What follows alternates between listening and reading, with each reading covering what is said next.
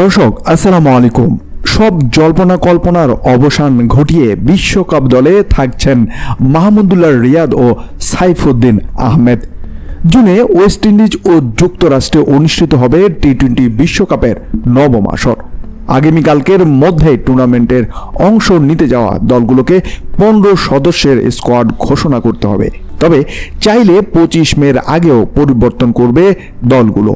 ইতিমধ্যে Bharat, England, New Zealand ও দক্ষিণ Africa দলের বিশ্বকাপ দল ঘোষণা করা হয়ে গেছে। বাকি দলগুলো আজ না হলে কালকের মধ্যেই ঘোষণা দিবে।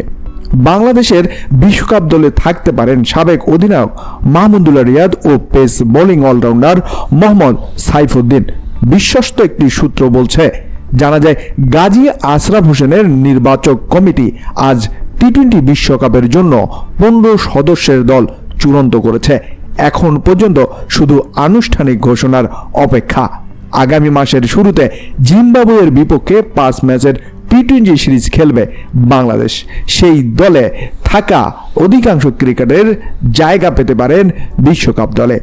দর্শক, মিস্টার ফিনিশার খ্যাত মাহমুদুল্লাহ রিয়াদ অভিজ্ঞ ব্যাটসম্যান এবং সেই সাথে ভালো বোলিংও তিনি মাঝে মধ্যে করে থাকেন। অসংখ্য ভক্তদের মনের আশা তাহলে পূরণ হতে যাচ্ছে। আপনাদের কি মনে হয় দর্শক, মাহমুদুল্লাহ রিয়াদকে এই বিশ্বকাপে জরুরি?